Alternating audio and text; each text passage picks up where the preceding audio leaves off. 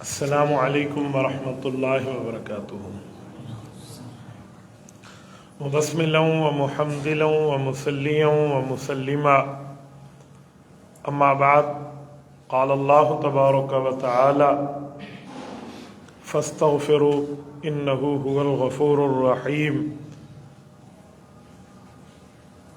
عن عبد اللہ بن بصر رضی اللہ تعالی عنہ قال قال رسول اللہ صلی اللہ علیہ وسلم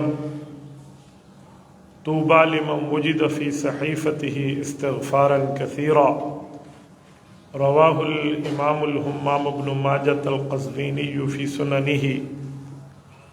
اللهم صل على محمد وعلى آل محمد كما صليت على إبراهيم وعلى آل إبراهيم إنك حميد مجيد۔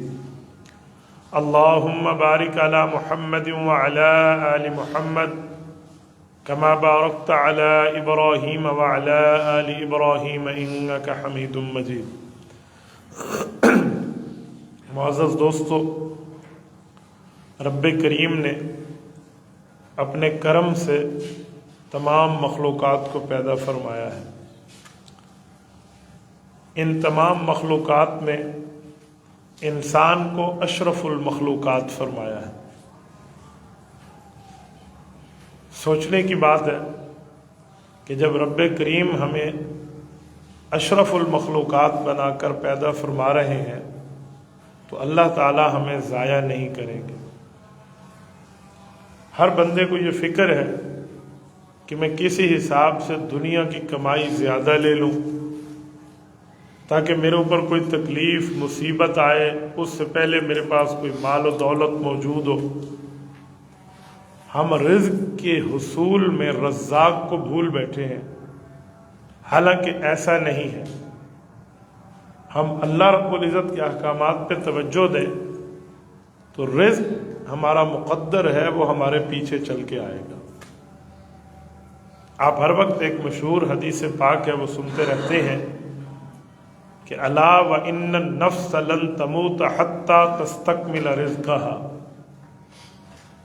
جب تک کسی آدمی کا رزق پورا نہیں ہو جاتا اس وقت تک اسے موت نہیں آتی۔ موت اس وقت آتی ہے جس وقت اس کا رزق مکمل ہو چکا ہوتا ہے۔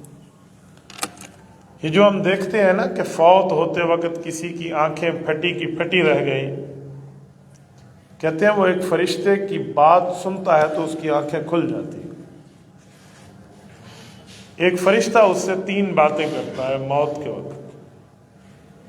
پہلی بات کہ میں نے پوری دنیا میں دیکھا ہے تیرے لیے پانی کا ایک قطرہ بھی تقدیر میں لکھا ہوا اب موجود نہیں ہے، جتنا پانی مقدر تھا اتنا تو نے پی لیا۔ اور میں نے تلاش کیا ہے تیرے کھانے کے متعلق، تو اس دھرتی پہ جتنا کھانا تیرے نصیب میں تھا وہ تو نے کھا لیا، باقی کوئی ایک دانہ تیرے کھانے کے لیے موجود نہیں۔ اور جتنی سانسیں تو نے لینی تھی، تیرا دل جتنی بار دھڑکنا تھا، تیری نبض جتنی بار چلنی تھی وہ مکمل ہو گئی، بس چند گھڑیاں رہ گئی، ہم تیرا روح قبض کرنے لگے۔ کہتے اس کی آنکھیں کھلی کی کھلی رہ جاتی۔ تو جب رزق لکھا ہوا ہے تو پھر رزق کے لیے رزاق کو بھول بیٹھنا یہ بے وقوفی ہے۔ دوسری بات، علماء کرام فرماتے ہیں کہ اس دھرتی پر اللہ تعالیٰ نے کوئی 18,000 انواع و اقسام کی مخلوقات کو پیدا کیا ہے۔ ان میں ایک مخلوق انسان ہے، 17,999 مخلوقات اس کے علاوہ ہیں۔ ان پوری مخلوقات کا وزٹ کرے نا، کوئی مخلوق ایسی نہیں ہے جس کا حال ہمارے والا ہو کہ وہ اپنی جاب کی تلاش میں ہو، اپنی نوکری کی تلاش میں ہو، اپنے رزق کی تلاش میں رزاق کو بھول بیٹھے۔ ایسا کچھ بھی نہیں۔ ہمیں دنیا میں رزق کمانا ہے لیکن اللہ کو نہیں بھولنا۔ آج ہم اپنی تجارت کے معاملات میں مصروف ہو کر نماز کو چھوڑ بیٹھے، یا تجارت میں جھوٹ بول بیٹھے، یا اسی طرح کسی کی لین دین اور معاہدے میں غلط بیانی کر بیٹھے۔ یہ رزاق کو بھولنے کی طرف اشارہ ہے۔ میں مثال دیتے ہوئے ایک حدیث پاک پیش کر رہا ہوں۔ حضور پاک صلی اللہ علیہ وآلہ وسلم نے ایک بات بیان فرمائی کہ اگر کوئی شخص کسی چیز کو بیچتے ہوئے جھوٹی قسم اٹھاتا ہے کہ یہ ایسے ہے، حالانکہ ہوتی ایسے نہیں ہے، اول تو اسے قسم نہیں اٹھانی چاہیے تھی، قسم بھی اٹھا لی اور جھوٹے طور پہ اٹھا لی، تو فرمایا چیز بک جائے گی، برکت ختم ہو جائے گی۔ اب برکت کسے کہتے ہیں؟ چیز تھوڑی ہو لیکن سب کو پوری ہو جائے، اسے برکات کہتے ہیں۔ تو برکت ختم ہو جائے گی، پھر چیز زیادہ بھی ہوگی اور پوری نہیں ہوگی۔ تو ہمیں دنیا میں وقت گزارنا ہے لیکن اللہ تعالیٰ کے احکامات کے مطابق۔ یہ دنیا آزمائش کا گھر ہے، اس میں جو شیطان کو اللہ تعالیٰ نے بھیجا ہے نا، وہ پہلے دن سے ہمیں بتا دیا ہے کہ اِنَّهُ لَكُمْ عَدُوٌّ مُبِينٌ، وہ تمہارا کھلا دشمن ہے۔ بلکہ بعض جگہ فرمایا فَاتَّخِذُوهُ عَدُوًّا، تم اسے اپنا دشمن سمجھو۔ شیطان بعض اوقات ہمارے ذہنوں میں وہ خیالات ڈال دیتا ہے جو روحانی اور اسلامی شکل میں ہوتے ہیں، اس لیے اس سے بچیں۔ سب سے بڑا خیال شیطان جو گناہ کروانے کے لیے ڈالتا ہے، وہ کہتے ہیں بعد میں توبہ کر لینا، ابھی بڑی عمر پڑی ہوئی ہے، ابھی تو بال کالے ہیں، سفید تو نہیں ہوئے، ابھی تو بڑھاپا آنا ہے، معافی مانگ لیں گے، توبہ کر لیں گے۔ یاد رکھیں یہ چیز وہ مسلسل چلاتا رہتا ہے، پھر موقع نہیں ملتا۔ اگر جوانی میں کوئی بندہ گناہوں سے توبہ کر لے نا اور اپنی جوانی کو نیک عفیف پارسا گزار لے، شریعت اسلامیہ بتاتی ہے کہ اگر بڑھاپے میں وہ اس طرح عبادت نہیں کر سکتا جیسے جوانی میں کر رہا ہے، بیمار ہو گیا ہے، کوئی تکلیف ہے، ایسے سجدہ ایسے نفل نہیں ہو سکتے، تو اللہ جوانی والی عبادت کا ثواب اسے اس وقت عطا فرماتے رہے۔ لیکن شیطان ہے، وہ بری چالوں میں بندے کو ڈالے گا، اور بعض اوقات تو اس حد تک شیطان بات کر دیتا ہے کہ گناہوں کو چھوٹا کر کے دکھاتا ہے۔ یاد رکھیں کوئی گناہ چھوٹا نہیں ہے، نافرمانی نافرمانی ہے۔ یہ جو تقسیم ہے نا کہ گناہ صغیرہ گناہ کبیرہ، ہم اس کا ترجمہ کر لیتے ہیں صغیرہ بڑا گناہ ہے، چھوٹا گناہ ہے، اور کبیرہ بڑا گناہ ہے۔ یاد رکھیں یہ سمجھانے کی حد تک ہے، ورنہ نافرمانی دونوں میں برابر ہے۔ میں مثال دیتا ہوں، ایک کو چھوٹی چنگاری، ایک کو بڑا آگ کا شعلہ، تو ہم جیب میں کون سی چیز رکھیں گے؟ چھوٹی چنگاری رکھنا چاہیں گے یا بڑا شعلہ رکھنا چاہیں گے؟ یا دونوں نہیں رکھیں گے؟ ہم دونوں سے بچیں گے، نہ چھوٹی چیز رکھیں گے نہ بڑی۔ تو یہ گناہ چنگاری ہے، یہ آگ ہے، بھئی گناہ صغیرہ کر لو، گناہ کبیرہ سے بچ جاؤ، ایسا نہیں ہے۔ یہ صغیرہ اور کبیرہ ایک وجہ سے فرق ہے کہ کبیرہ کے لیے معافی مانگنی پڑتی ہے، صغیرہ اللہ تعالیٰ اپنے کرم سے نیکی کی بنیاد پہ بغیر معافی کے بھی معاف فرما دیتے ہیں۔ بس یہ فرق ہے، یوں نہیں ہے کہ گناہ صغیرہ کر لینا چاہیے بھئی چھوٹا گناہ ہے، یہ معافی کے اعتبار سے سمجھایا جا رہا ہے کہ گناہ کبیرہ کے لیے توبہ کرنا ضروری ہوگی، معافی پلس تلافی۔ لیکن گناہ صغیرہ بعض اوقات بندہ جیسے حدیث پاک میں ہے کہ آپ لوگ کلمہ طیبہ پڑھو اللہ آپ کے گناہ معاف کر دے گا، آپ کسی کے ساتھ حسن سلوک کرو اللہ گناہ معاف کر دے گا، آپ عمرہ کر لیں گناہ معاف ہو جائیں گے، کسی کے ساتھ تعاون اور ہیلپ میں بندہ کسی غریب کا ہاتھ بٹا لے گناہ معاف ہو جائیں گے۔ یہ صغائر مراد ہے، یہ صغیرہ گناہ مراد ہے، یہ معاف ہوتے چلے جائیں گے۔ ہاں کبیرہ کے لیے 3 شرطوں کے ساتھ معافی ہے۔ نمبر 1 گناہ کو برا سمجھتے ہوئے چھوڑ دے، نمبر 2 آئندہ نہ کرنے کا عزم کریں، نمبر 3 اپنے کیے پر شرمندہ ہو جائے۔ یہ 3 چیزیں ہوں گی، گناہوں کی معافی مل جائے گی۔ اسے قرآن کریم 28ویں پارے کے آخری صفحے پہ فرماتا ہے یا ایھا الذین آمنوا توبوا الی اللہ توبۃ نصوحا۔ یہ توبۃ نصوحا ہے جس میں 3 شرطیں ہوں۔ برا سمجھتے ہوئے فوراً چھوڑ دیں، آئندہ نہ کرنے کا پکا عزم کر لیں، اور اس کے بعد उस गुनाह पे बंदा शर्मिंदा हो। ये शर्मिंदगी, ये अल्लाह रब्बुल इज़्ज़त के सामने सर झुकाना, अल्लाह गलती हो गई, शैतान के बहकावे में आ गया, ये गुनाहों को माफ कराने की बहुत बड़ी शर्त है। आजकल हमारे यहाँ क्या है, हम गुनाह भी कर रहे होते और तौबा तौबा भी कह रहे होते। आप देखें ना, कोई गुनाह का काम हो ना, हो कहते तौबा तौबा, तो ये तौबा एक फॉर्मेलिटी बन गई है। अल्लाह न करे कोई बदनजरी की तरफ कोई बात करे ना, तो लोग देखेंगे भी और कहेंगे तौबा तौबा। तो भाई तौबा करने तो नजर हटा लो। नहीं, वो टिकटकी लगा कर देखा हुआ भी है, गुनाहें भी चल रही हैं और तौबा तौबा। ये तौबा के साथ मजाक है, तौबा नहीं है। हाँ, तौबा के 3 शर्तों में जो शर्त है कि आइंदा न करने का आज़म हो, इस दौरान आपने तौबा कर ली लेकिन बाद में गुनाह हो गया, अब पिछली तौबा पे फर्क नहीं आएगा, पिछली तौबा के ऊपर कोई जद नहीं पड़ेगी कि इसने किया हुआ वादा अल्लाह से तोड़ दिया, पिछली तौबा तौबा हो गई।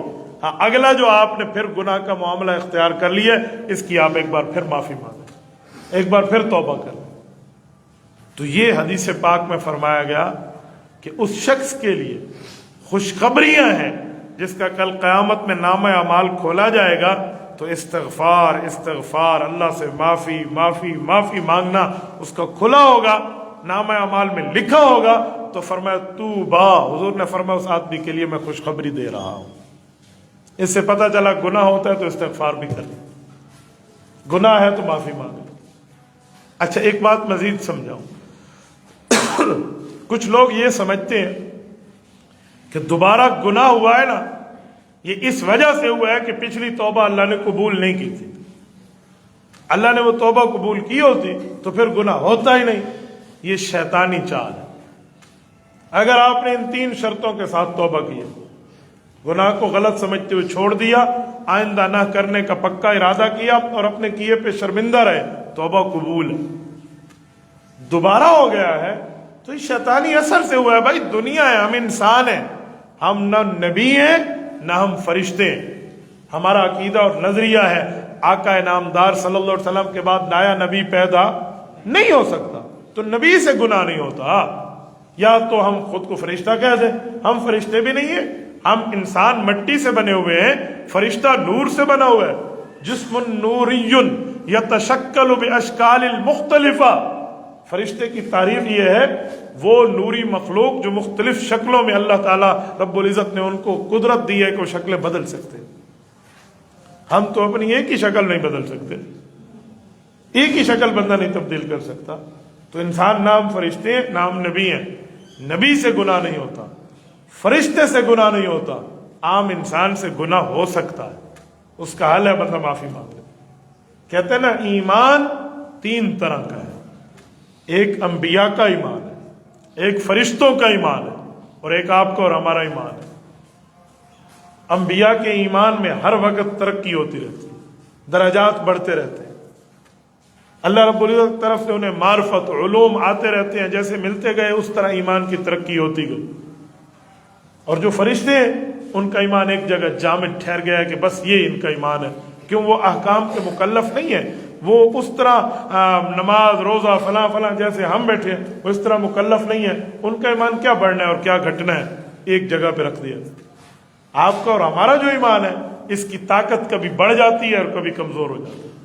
ताकत बढ़ जाना ये नेक होने की, नेकियां कबूल होने, आगे बढ़ने की तरफ इशारा है, और उसमें कभी कभी ईमान की ज़ौर रोशनी, ईमान की ताकत कम हो जाना ये गुनाहों की तरफ इशारा है। बस हमें चाहिए हम गुनाहों को रोक दें और नेकियों वाला मामला आगे कर लें तो ईमान की रोशनी तरक्की करती चले जाएगी। ईमान के मामलात पे कोई मुश्किल नहीं है, बस ये शुकूक व शुबहात बंदा अपने दिल से निकाल। और ये बात याद रखें, रब्बे करीम क़यामत में ईमान के सिक्के की बुनियाद पर फैसला फरमाएगा। जितना जिस बंदे का ईमान मजबूत होगा ना उतना ही उसके लिए फैसला होगा। बाज़ औक़ात एक काम इंसान करता है, अगर उसकी नीयत सही है, चाहे दुनिया कुछ कहे, वो काम ठीक हो जाता है। कहते हैं एक शख्स ने किला गाड़ा था जमीन में कि ये मुसाफिर आएंगे तो यहां अपना घोड़ा बांधेंगे। वो चला गया तो एक और आया, उसने वो किला निकाल लिया। اس نے اس نیت سے قلعہ ٹھونکا تھا زمین میں کہ کوئی اپنا جانور باندھے گا، اس نے اس نیت سے نکالا کہ کسی کو چوٹ نہ لگے، تو دونوں کو اجر مل گیا۔ ہر بندے کی نیکی کا اجر ہے، ہر بندے کی نیت کا اجر ہے، دونوں کی نیتیں بالکل ٹھیک ہے۔ انما الاعمال بالنیات ہے، عمل کا مدار نیت پر ہے، اس پر کوئی پریشانی نہیں ہے۔ بس مسئلہ یہ ہے کہ ہم جو کام کر رہے ہوتے ہیں، جو عمل ہم سے سر انجام ہو رہا ہے، اس میں ہمارا مطمع نظر کیا ہے؟ کیا اللہ کی رضا ہے یا اللہ تعالیٰ کی نافرمانی؟ بعض اوقات انسان کے ذہن میں کچھ اور ہوتا ہے، عمل میں کچھ اور ہو رہا ہوتا ہے، لیکن جہاں پر انسان کا بس چلے اپنی نیت تو ٹھیک رکھ لے۔ مجھ سے ایک شخص نے سوال کیا کہ حضرت میں گھر میں بیٹھا تھا، کنڈی کھٹکی اور میں نے کہا پاس ایک مصیبت، وہ ہمارا ایک دوست ہے وہ سر کھانے آ گیا، نہیں جاتا۔ کہتے ہیں میں نے اس نیت سے گھر میں بیٹھ گیا، انہوں نے 3-4 بار کھٹکھٹایا، آخر میں اس لے گیا ایسے جا کر دفعہ کرو، ہٹ جائیے، وہ کر کے جان چھڑاؤں گا۔ کہتے جب میں دروازے پہ کیا تو میرے استاد صاحب آئے ہوئے، مجھے بہت خوشی ہو گئی، میں نے ان کو بٹھایا، ان کا اکرام اعزاز کیا۔ میں نے کہا پوچھنا کیا چاہتے ہیں؟ کہتے یار اس کی عزت کرنے مجھے ثواب ملا ہوگا۔ میں نے کہا آپ کس نیت سے دروازے پہ گئے تھے؟ یہ تو آپ فیصلہ کر لیں، پہلے سے ہی آپ فیصلہ کر لیتے، آپ کو پتہ ہی نہیں ہے کہ بندہ کون ہے، آپ یوں کر لیتے کوئی اچھا ہوگا تو اکرام کروں گا، کوئی ایسے فضول سر کھانے والا ہوگا تو جان چھڑاؤں گا، تب چلو میں کسی ثواب کی بات کر لیتا، لیکن اللہ چاہے تو عطا فرمائے، رب کریم کے ہاں تو مسئلہ نہیں ہے۔ بس میری بات کا مطلب ہے بندے کی نیت ٹھیک ہونی چاہیے، جتنا معاملہ ٹھیک ہوگا اتنے معاملات میں آگے اجر ہوگا۔ ایک حدیث پاک میں ہے، ایک صحابی نے اللہ کے رسول صلی اللہ علیہ وسلم سے پوچھا، یا رسول اللہ میں دنیا میں ہوں، ابھی فوت نہیں ہوا، مرنے کے بعد پتہ چلے گا اللہ راضی ہے یا ناراض ہے، کیا ایسا کوئی طریقہ ہے کہ وفات سے پہلے میں اپنے مرنے سے پہلے جانچ لوں، پہچان لوں، مجھے علم ہو جائے، مجھے پتہ چل جائے میرا اللہ مجھ سے راضی ہے یا ناراض ہے؟ آپ علیہ السلام نے فرمایا بہت ایزی بات ہے، بہت آسان معاملہ ہے، رضا الرب فی رضا الوالد و سخط الرب فی سخط الوالد۔ اپنے اور اپنے ابا جان کے تعلق کو دیکھ، تیرے اوپر تیرا والد صاحب راضی ہے تو تیرا اللہ راضی ہے، ابا ناراض ہے تو تیرے اوپر تیرا اللہ ناراض ہے۔ آج دوسروں سے تعلقات بنانے میں بندہ ہنس مکھ پیش ہوتا ہے، اور اپنے والد اور اپنی والدہ سے تعلقات بنانے میں موت پڑتی ہے کہ ان کی کوئی خدمت کر کے بندہ اللہ تعالیٰ جل شانہ سے کیا نعمت نہ لے لے۔ میں نے ایک دوست کی لکھی ہوئی بات پڑھی، مجھے بہت اچھی لگی۔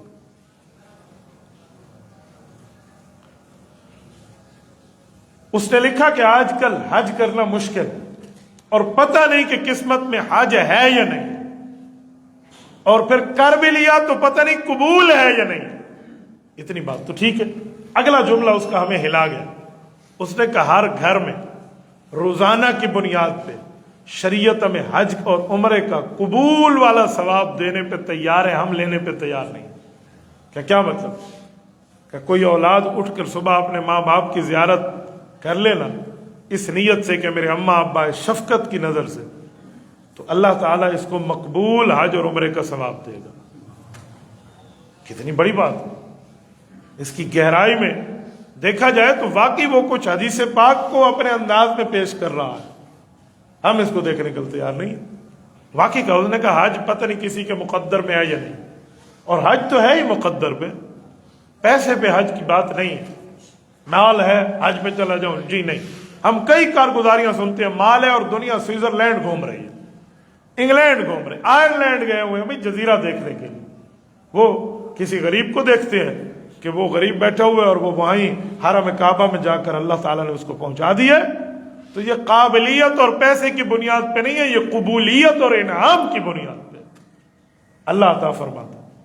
میں نے ایک اخبار میں کالم پڑھا کہ صدر ضیاء الحق اپنے ہیلی کاپٹر پہ جا رہے تھے، گلگت جانا تھا، راستے میں وہ اس کا ہیلی کا کوئی پرابلم ہوا تو انہوں نے جہاز اتار دیا، اس جگہ وہ صحیح کرنے لگے، ٹھیک کرنے لگے اس کے کوئی پرزے جو عملہ تھا، یہ نیچے اتر کے بیٹھ گئے، تو ایک دیہاتی نے ان کو لسی پلائی، جو لسی نہیں ہوتی جائے کوئی ایسا کھرکی والی لسی آتے ہیں، یہ لسی پلا دی۔ تو اس نے کہا کہ آپ تو بڑے ماشاءاللہ اچھے ہیں، بتائیں آپ کی کوئی خدمت؟ انہوں نے کہا دعا کرو اللہ کرم کرے گا۔ ساتھ والے نے کہا یہ ملک کا صدر ہے، اسے کچھ بتا دے، تجھے انعام دے گا۔ تو انہوں نے کہا تو انعام کیا دے گا؟ بس میری یہ خواہش تھی وہ اللہ پوری کرے گا. بتا, بڑی منتوں سے انہوں نے پوچھا. تو یہ دیہاتی کہنے لگے جی میں نے حج پہ جانا ہے. انہوں نے کوئی کسی حساب سے اپنے کیمرے سے اس کی شناختی کارڈ کی تصویر کھینچ لی. انہوں نے وہاں سے جا کر نظام سے اس کی اور اس کی بیوی کا حج کا بندوبست کیا. جی وہاں پہنچ گئے. اس کے پاس کیا چیز تھی, لیکن تڑپ تھی, وہ اللہ اسے لے گیا. تو اصل تو یہی ہے, لیکن ہو سکتا ہے کسی کی قسمت میں حج نہ ہو, کیونکہ حج کے لیے روایات میں آتا ہے کہ حضرت ابراہیم علیہ السلام نے جب کعبہ شریف کی تعمیر مکمل کر لی تو رب نے فرمایا کہ اذن فی الناس الحج, لوگوں کو حج کے لیے بلائیں. کہتے حضرت ابراہیم علیہ السلام نے اعلان کرنے سے پہلے اللہ تعالیٰ کی بارگاہ میں عرض کیا کہ مولا یہ تو وہ جگہ ہے جہاں کوئی چیز پیدا ہی نہیں ہوتی, اگتی بھی نہیں, بواد غیر ذی زرع, کچھ بھی نہیں اگتا, ادھر میں کس کو بلاؤں اور کون آئے گا؟ فرمایا ابراہیم آپ کا کام اعلان کرنا ہے, آواز پہنچانا ہمارا کام. تو کہتے ہیں اللہ نے روحوں تک آواز پہنچا دی حضرت ابراہیم کے اعلان کی. جس نے ایک مرتبہ لبیک کہا وہ ایک مرتبہ جائے گا, جس نے کئی مرتبہ کہا وہ کئی مرتبہ جائے گا. اچھا پتہ کیسے چلے گا؟ یہ وہیں جا کے پتہ چلے گا کہ میں پہنچ گیا ہوں اور لبیک ہو گیا, تو اس کا معنی میں نے کہا تھا. وہ تو قسمت پہ ہے. لیکن ماں باپ کی عزت احترام, ماں باپ کو بطور شفقت ڈیل کرنا, یہ تو روزانہ کی بنیاد پہ اللہ حج اور عمرے کا ثواب دے. تو جب ہم نیت ٹھیک کر لیں گے, اس نیت میں کتنے سے کتنے معاملات کے رتبات بڑھ جائیں گے. کہتے ہیں ایک آدمی دائیں ہاتھ سے کھانا کھاتا ہے اور کہتے ہیں میری عادت ہے, میں لیفٹی نہیں ہوں, میں رائٹی ہوں, میں دائیں ہاتھ سے کھاؤں گا. کہتے ہیں اس کو نیت میں تھوڑی تبدیلی لانی چاہیے. یہ کہ میں مسلمان ہوں, میرے پاک پیغمبر صلی اللہ علیہ وسلم دائیں ہاتھ سے کھانا نوش فرماتے تھے, میں اس لیے کھانا کھاتے ہوئے دائیں ہاتھ استعمال کرتا ہوں, اس کی عادت عبادت بن جائے. دائیں کروٹ پہ لیٹنا میری عادت ہے, لیکن میں اگر اس کو یوں سمجھ لوں کہ دائیں کروٹ پر لیٹنا ابتدا میں, بعد میں آپ نیند میں بائیں بھی ہو جائیں کوئی پرواہ نہیں ہے, یہ میرے پاک پیغمبر صلی اللہ علیہ وسلم کی سنت مبارکہ ہے, تو اس کو سونا بھی عبادت بن جائے. میرے دوستو آپ اندازہ لگا لیں, میں نے ایک مرتبہ رائے گنج میں حضرت مولانا جمشید علی خان رحمۃ اللہ علیہ سے ایک پیاری بات سنی تھی. انہوں نے ایک روایت پڑھی اور فرمایا کہ جو شخص 11 آیات قرآن کریم کے رات کو پڑھ کے سوتا ہے, اس کی رات کی نیند بھی عبادت میں لکھی جاتی ہے. اچھا میں سوچنے لگا 11 آیات کون سی ہوں گی. فوراً فرمایا کہ قل اعوذ برب الفلق, قل اعوذ برب الناس, یہ دونوں صورتیں 11 آیات ہیں, ایک کی 6 ہیں اور ایک کی 5 ہیں. سورت فلق کی 5 آیتیں ہیں, سورت ناس کی 6 ہیں, 6 اور 5 11. اگر یہ 2 صورتیں آپ پڑھ لیں, حفاظت بھی ہوگی, عبادت بھی ہوگی. یعنی بظاہر تو چھوٹا کام ہمیں نظر آتا ہے, لیکن اس پہ اجر بہت بڑا ہے. یاد رکھیں دنیا میں کچھ نہ کچھ بندہ تکلیف سہ لے, آخرت میں اس کا اجر ہوتا ہے. اس اجر کی بنیاد پہ رب کریم عطا فرمائیں گے. تو میں نے بات چلائی تھی صحیح نیت سے کہ ہماری نیت ٹھیک ہونی چاہیے. ہم اشرف المخلوقات ہیں, اللہ تعالیٰ نے ہمیں ضائع نہیں کرنا. رزق کے پیچھے چلتے ہوئے رزاق کو نہ بھولیں. کبھی کسی جانور, کسی حشرات الارض میں کسی کیڑے مکوڑے کو, کسی پرندے کو, کسی درندے کو ہم نے پریشان دیکھا ہے. ابھی کھانے کے معاملات نہیں ہیں ان کے پاس, ان کے بچوں کا کیا ہوگا, ان کی نسل در نسل کا کیا ہوگا, ان کے لیے کچھ کما کے رکھو. جی نہیں, حدیث پاک میں ہے وہ بھروسہ کرتے ہیں اللہ پر.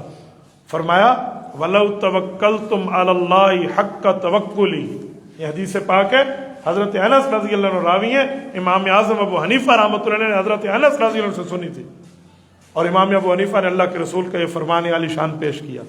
فرمایا وَلَوْ تَوَكَّلْتُمْ عَلَى اللَّهِ حَقَّ تَوَكُّلِهِ لَرُزِقْتُمْ كَمَا يُرْزَقُ الطَّيْرُ تَغْدُو خِمَاسًا وَتَرُوحُ بِطَانًا, کہ لوگوں اگر تم نے بھروسہ سیکھنا ہے نا, ان پرندوں سے سیکھ لو جو گھونسلے میں بیٹھے ہیں اپنے بچوں کے ساتھ, صبح اٹھتے ہیں خالی پیٹ, شام آتے ہیں اپنا بھی لاتے ہیں اپنے بچوں کو بھی لاتے ہیں. یعنی اللہ رب العزت پہ آپ ڈال دیں, محنت ان کی ہے. وہ پرندہ گھوم رہا ہے, چل رہا ہے, پھر رہا ہے, محنت کر رہا ہے. محنت ہم بھی کریں گے, نتیجہ اللہ پہ ڈال. جب نتیجہ بندہ اللہ پہ ڈالتا ہے پھر حرص ختم ہو جاتا ہے, پھر حسد ختم ہو جاتا ہے. حسد کا کیا معنی ہے؟ اس کے پاس ہے میرے پاس نہیں ہے, اس سے ختم ہو کے مجھے مل جائے, اسے حسد کہتے ہیں. حسد کی جگہ غبطہ لے آئے کہ اس کے پاس ہے, اللہ اس کے پاس بھی قائم رہے, مجھے بھی دے دے. کیوں کر لیں, یہ ٹھیک ہو جائے گا. اور حرص کیسے کہتے ہیں؟ جتنا لے تھوڑا ہے, جتنا لے تھوڑا. حدیث پاک میں ہے کہ پھر تو تمہیں دو اگر جنگل سونے سے بھرے ہوئے مل جائیں تو تم کہو گے تیسرا بھی ہمیں چاہیے. تو میرے دوستو اگر نیت بندے کی ٹھیک ہو جائے نا، معاملہ اللہ کے حوالے ہو جائے، تو بیٹھے ہوئے بندے کی بات ٹھیک ہو جائے. ہمارے ایک شاگرد ہیں، مجھے کہنے لگے کہ حضرت میں نے آپ سے بیعت کی ہے، مجھے نماز میں دنیا کے خیالات آتے ہیں اور لگتا نہیں ہے کہ میں نماز پڑھ رہا ہوں، اس کا کوئی وظیفہ بتا. لوگ سمجھتے ہیں ہر کام کا وظیفہ ہوتا ہے. میں نے کہا وظیفہ چھوڑیں، تھوڑی سوچ بدل لیں. کہتا ہے کیا مطلب؟ میں نے کہا نماز پڑھنے کے لیے 2-4 منٹ پہلے آ کر ذرا بیٹھ جایا کرو اور سوچا کرو کہ یار میں کہاں بیٹھا ہوں؟ اللہ کے گھر میں بیٹھا ہوں. اچھا، اللہ کی عبادت کے لیے بیٹھا ہوں. یہ وہ نماز ہے جس نماز کے ذریعے پیغمبر علیہ الصلوۃ والسلام نے ہمیں اللہ سے مانگنا سکھایا. اب میں اللہ سے مانگوں گا اور اس نماز میں اپنے اللہ، اپنے خالق و مالک و رازق سے بات کروں گا.